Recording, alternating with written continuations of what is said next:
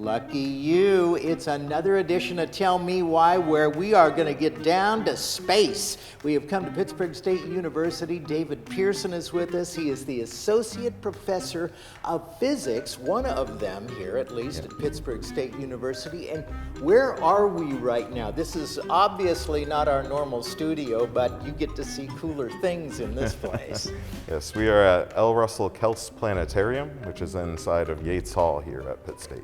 And how long has Pittsburg State University, how long have you guys had a working planetarium? For quite a long time. I think it was built in the 1960s. I don't remember the exact date, but it's been around for a long time. It's seen some upgrades, but this is how it was when I got here. You know, back in the 1960s, I think people thought more about space and space travel and going to the moon back then. I remember seeing man's first steps on the moon, watching it at my grandparents' house back in the 60s.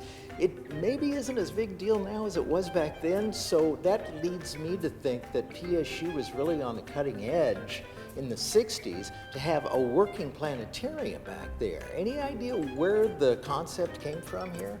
I believe it came from the namesake of the planetarium, L. Russell Kelce. He donated the money to found it and get it built. So.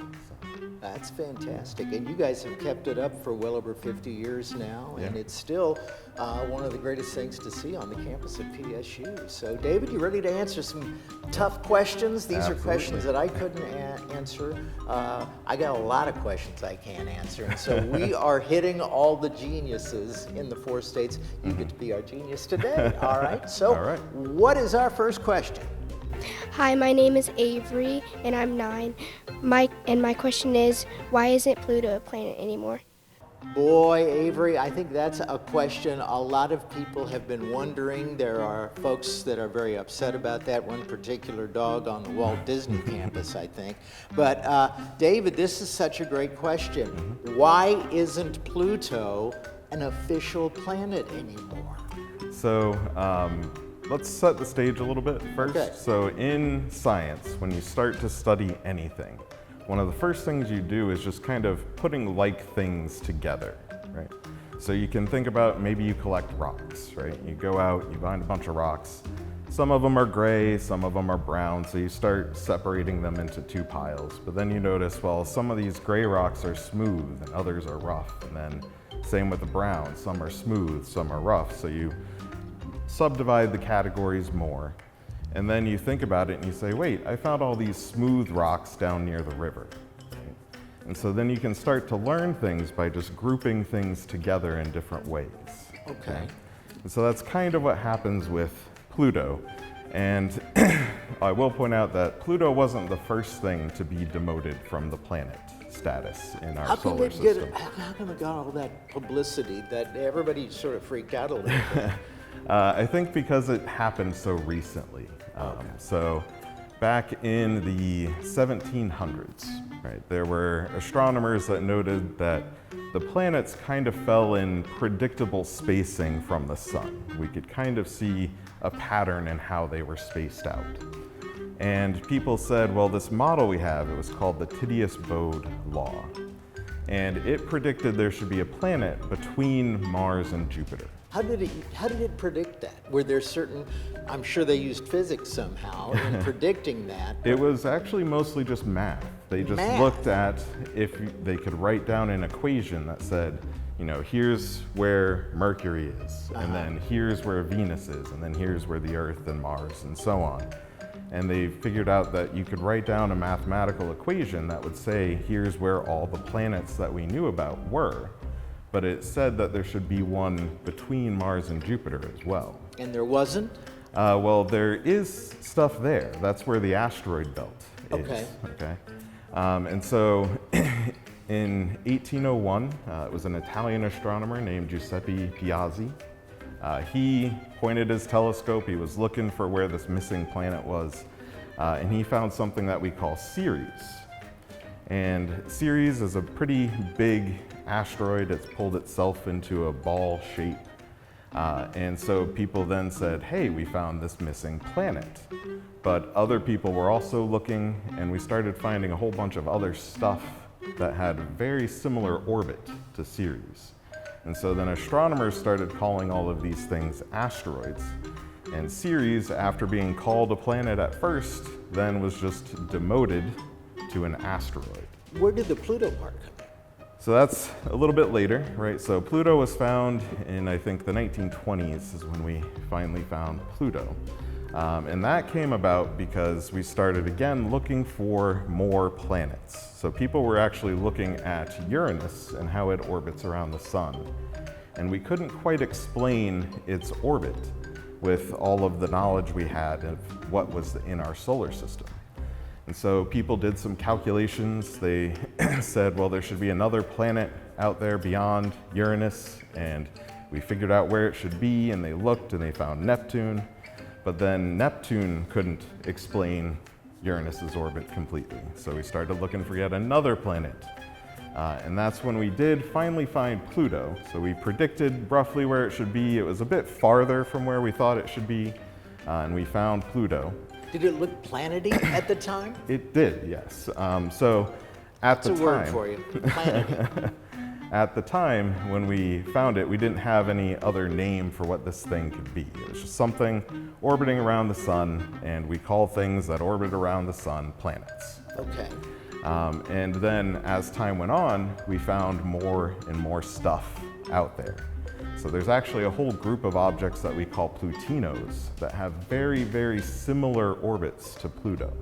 But they named Pluto first. Right. And so they sort of use that as a Right. jumping off point to Right. call these other little things spinning around out there Plutinos. Right. Never heard that word before. Let's say it again together. Plutinos. Say it at home. Up to you. And so the key thing is that you could take Pluto out of the solar system, and all these Plutinos would keep orbiting just like they are. Like Pluto was never there, it doesn't matter to them. So Pluto had nothing to do with their orbits. Right. You remove it and nothing happens. Right, nothing Which is a little changes. sad for Yeah, Pluto. it really. is. So this led astronomers to say, okay, we need a better category for Pluto. We need something else to call it because it is different than all the other planets. And so that was when, in 2006, a bunch of astronomers got together and they came up with a definition for a planet. Okay. They said it's something that orbits the sun, so it's not orbiting around anything else other than the sun. Okay. It is something that is big enough to pull itself into a spherical shape, so a ball All right. shape. So it has to be big enough to do that. And then it has to achieve what we call orbital dominance. All right. Okay, and so that would mean, that would be the reverse of what would happen if we remove Pluto, right? So if Pluto had achieved orbital dominance and you pulled it out of the solar system, then those Plutinos would start to scatter around the solar system. Okay. But So since it had no dominance, Right. when you removed it, therefore, by the new definition, not a planet. Right. Wow. And There's so- a lot that went into this. Yeah.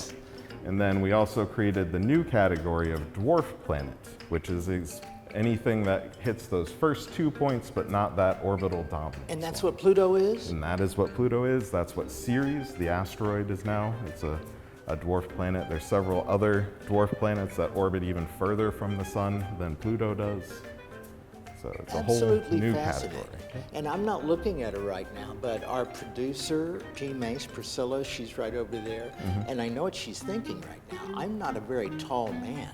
So somehow or another, you could probably put me into this equation as to also why I'm not a Pluto. Is she looking at me right now? Yeah, I knew it. I knew it. So that is absolutely fascinating. I have to ask, what got you interested into all of this, the solar system and outer space and all this. When you were growing up, was this always fascinating to you? It was always fascinating. I remember when I was a little kid, I had gotten some little telescope toy. It was, you could like expand it. It was like a spyglass, and I remember pointing it up at the moon and trying to see the moon a little bit closer. So yeah, just ever since I was a kid, it's always been fascinating. And now you get to work here. Yeah. Pretty nice. Yeah. All right, that was a fantastic explanation. Are you ready for some more? Yeah. All right, we're ready for some more. Let's hear another question. My name's Kinsey and I'm 9 years old, and I wonder how long it takes for them to build a space shuttle. Kenzie, sounds like you're a very busy person. You've got some time frames here. You want to get a spaceship built. You want to know how long it's going to take to do that. What's the answer? This is a very good question because it's actually very difficult to find a lot of information to answer this. But You had to work for this one. yeah, the short answer is that it does depend on the kind of spaceship that you're building. Okay. So recently we had the Artemis II mission and the Orion spacecraft that went around the moon. Something like that, as far as I could tell, takes about 3 to 5 years to build. And the reason you get this range of time is that it's not just building the spacecraft. You have to test it a lot before we send it into space, because obviously once it's in space, you can't fix a whole lot of things, right? So you need to make sure that it can hold the air that the astronauts need to breathe and it doesn't just leak out into space. You need to make sure all of the different systems function. They have to have specialized bathrooms up there because they're in very low gravity situations, and so you can't use just normal bathrooms. You have to have all this stuff, and it has to work. You want to control where things are. Right, yeah. That's as far as we're going on that one. And so you have to make sure all of these complicated things work and that they're not going to fail while the astronauts are out there on their mission. So you have to do lots and lots of testing. So even if it only takes a year or two to actually build the spacecraft, you have to spend a lot of time testing. And then if you find anything that's broken, you have to fix it, and then you have to retest it. If that one thing that was broken interacts with any other things, you have to test those things again, because maybe they worked the first time, but now that you did this fix, maybe you broke something else. So it's a lot of. I think we've all done that. Yeah, too. it's a lot of work. Yeah, and so then if you wanted to build something bigger, so the space shuttles that we used to launch, those could take 9 to 10 years to build one of those. Just to build, and that how Build much of and that test. 9 to 10 Yeah. years is the testing in that situation? A pretty large percentage. A large percentage, Yeah. yeah, probably at least half, if not more, of the Right. time is just testing to make sure everything is going to work once they get up into space. And it seems like the job of these testers, that's got to be one of the most nerve-wracking jobs ever. Yeah. Because you're putting together something that human beings are going to be in for some degree of time, and your job's to make sure that what goes up comes back down in the same shape. Right. So how do they get the knowledge that they need to come to work every day at NASA or wherever, SpaceX or wherever it is, to come in and go, okay, today we're going to make sure that they can breathe. Right. I mean, what kind of training does an astronaut like that? Are those astronauts or are those physicists? Those are going to be engineers. Engineers. Yeah, yeah. So they're engineers, basically a very specialized physicist. Okay. And so they will be trained. You'll have some that are trained in building electronic circuits that run different equipment. You have ones that are trained in building software to run different equipment. And all of these different people have to come together and work together in order to make sure everything does work. And the hardest part is actually thinking of all the different situations that could occur so that you can test all of these different possibilities. It's very easy to miss something because you just don't think that this could ever happen. So I gotta ask, is AI being utilized in all of that? I mean, you sit down with a piece of paper and a pen and you're trying to make a little notepad full of all of the things that can go wrong, it would scare me to think I missed something. So are they shoving all this stuff into some sort of artificial intelligence to make sure they don't miss anything? I'm not sure, but Seems logical. it would be a place to start. I think one thing to keep in mind with AI is that AI does also make mistakes just like humans do. Because the information's coming from you. Right, yeah. And just the way that the AI models actually work, there are things called AI hallucinations that can... I've never heard that. Explain that. So that's just where the model, for some reason, just kind of makes something up. And it could be Do they know why based that on- might happen? It's, these models use statistics in the background, and so it's just a consequence. It can just kind of put together different thoughts and make something that's not actually true. Okay, so being that they are based on things that were created by human beings, sometimes they use the same thought processes, if Right. you can call them that, as Right. human beings do. Wow. Yeah. Is that something you would like to do? Well, I mean, what is your dream job as far as space and working in the planetarium? What would you like to do more than any other job? I mean, I think I'm really happy where I am. At this point, I don't really need to go into space myself. That's a kind of scary thought for me. You're not one who wants to go up. Not anymore. Okay. When I was a little kid, I would have said absolutely yes. But And what changed your mind? well, when I was an undergraduate was when the Space Shuttle Columbia Yeah, had I'll never a forget it. tragedy. Yeah. And so then you realize just how dangerous it actually is. And Yeah. even with all of this testing and all of this preparation, things can still go wrong. Yeah. And so I it's- think maybe up until that moment, it was more of an abstract thought that, and I know we've got a lot of young people watching, but it was a thought that people said, yeah, you know, something could go wrong, but it probably won't. Right. And then it did. Yeah. And that brought reality into the equation. So, Yeah. man, your answers are awesome. Do you still have a few more bouncing Yeah. around up there? Yep. Let's hear another question. Hi, my name's Emma, and I'm 8 years old. And my question is, how is the sun made? You know, Shelby keeps telling me that they grow them smart in Carthage, and I see what she's getting at now. Shelby and Emma both want to know how the sun was made. Take it away. So within our galaxy, there are these things we call giant molecular clouds. And the molecular is just because there's molecular hydrogen, which is just two hydrogen atoms that are stuck together. Okay. Okay. And these clouds sometimes get parts of them that are more dense or more concentrated than the rest. All right. And so they can start to collapse down because of gravity. It pulls things towards this denser little spot in this cloud. Okay. They're big enough that they start to, are they actually creating their own gravity to some extent? Yeah. Tell me so- no if I'm wrong. So all mass, everything creates gravity. Okay. So even you and I create gravity. It's just a matter of how much gravity you create. And the more stuff that you have, the more gravity. Right? So So if I have this thing in my pocket, if I threw it down there, does that mean I have less gravity now? Yep, your gravitational pull would be slightly less. It's already really small compared to the pull of the Earth because the Earth is so big. But in these, That's interesting. yeah, in these clouds, it's just these little dense spots that start to collapse down. And as they collapse down, you start getting this ball in the middle that's forming.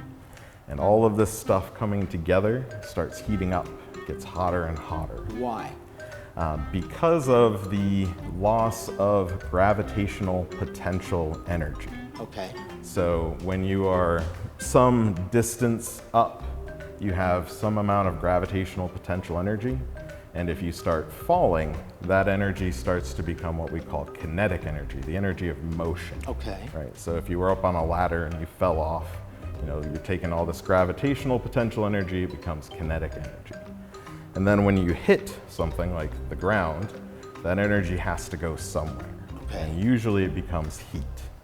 And so that's what's going on with these clouds that are collapsing. The gas starts bumping into each other more and more, and it gets hotter and hotter. And the other thing is that at the middle, the pressure is also getting higher and higher. Very middle of all of this, where it's happening. Yeah. And so eventually it gets hot enough and there's enough pressure down in the middle of this ball that's forming that hydrogen atoms start to slam together. And if you take 4 of them and you get them all to slam together in just the right way, it makes a helium atom.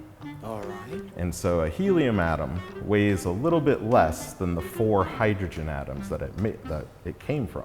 Where'd that extra weight go to? That becomes energy. Right? So that's Einstein's famous Equal E MC squared. equals mc squared. And so that little bit of loss of mass makes some energy.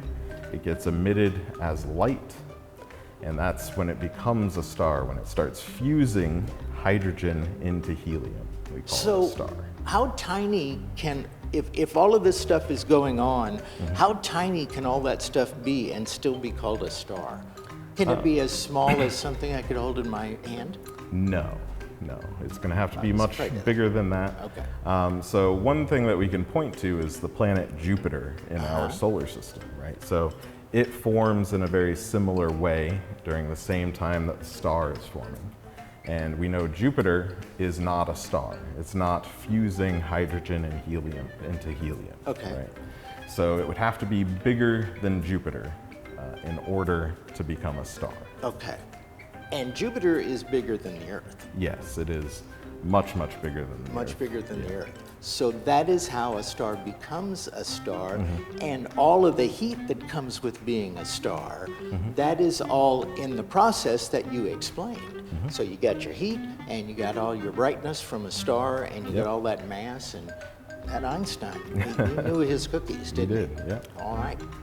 Another fantastic answer. I bet we've got another fantastic question. My name is Bowen and I'm 8 years old. And my question is, how do planets grow in space? Tell you what, they're growing pretty smart in Jasper too. Bowen wants to know how planets grow in space, not plants, because that's a whole other thing. How do planets grow? Is that the right terminology? Does a That is planet actually grow? Yeah, that's actually pretty good terminology.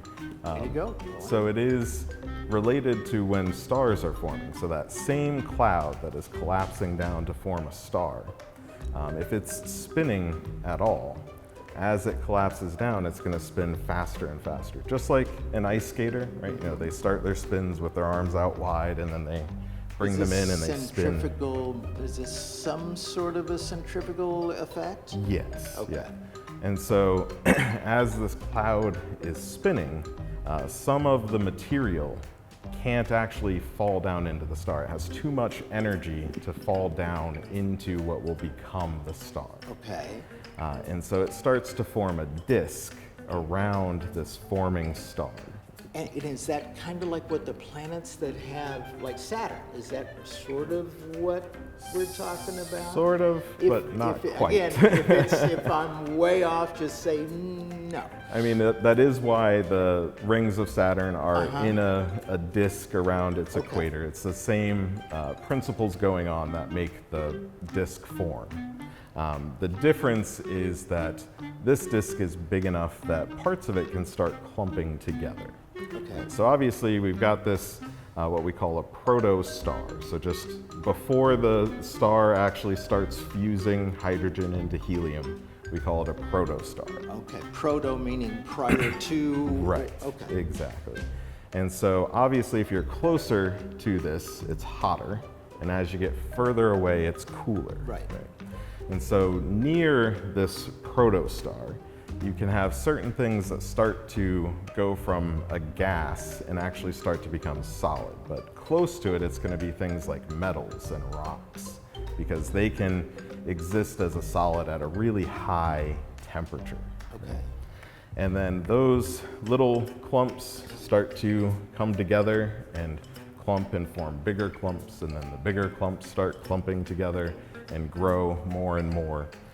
And that is how these planets grow. All this stuff that started to form little solids comes together and starts to form the planets.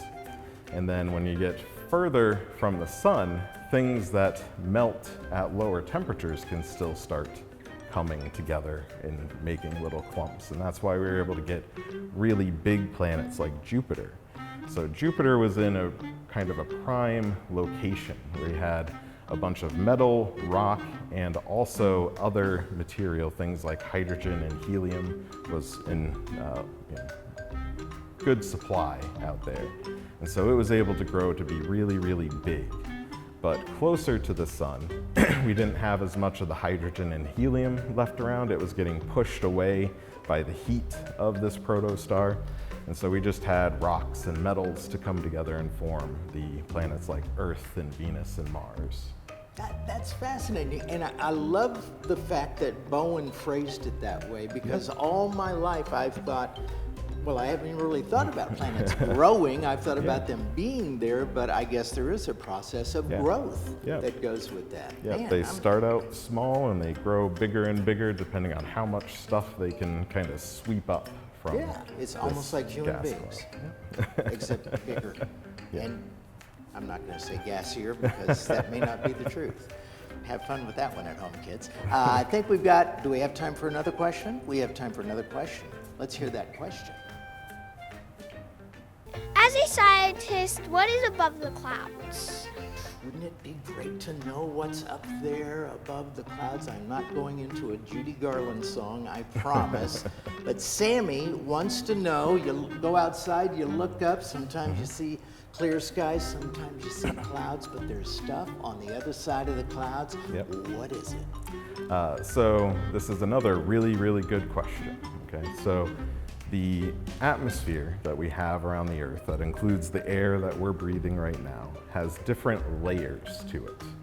And so we're all down in what we call the troposphere. And so that's where we all live, and that's where basically all of the weather exists, including clouds. So the clouds really are at like the lowest layer of this atmosphere. So there's Is that quite a pretty small amount of the atmosphere, is the troposphere, or is it a fairly large? It's a large part of the atmosphere because you get less and less gas as you go higher and higher, and that's why like mountain climbers have to bring oxygen tanks with them because So the there's higher less. you are, the less air and gas Right, there is. yeah. Okay. So most of it is down here in the troposphere. But we live in an area, of course, where we get lots of thunderstorms, right? And you can see the thunderhead clouds. They look kind of like a big anvil in the sky. Right? And so at the very top of that anvil, that is where the next layer of the atmosphere starts, and we call that the stratosphere. The troposphere, stratosphere. Stratosphere. Got it. And the interesting thing is we know down here, as we go up higher, it gets colder and colder, right? And that's why you also have snow on the tops of mountains, even in the middle of the summertime. But once you get to the stratosphere, it actually starts getting hotter and hotter the higher you go up. Temperature? Temperature, yeah. Oh, interesting. And it's Is that because you're closer to the sun? No. It's actually because that's where ozone forms. And so ozone is oxygen, but it's 3 oxygen atoms all stuck together. And as those atoms stick together, they release heat.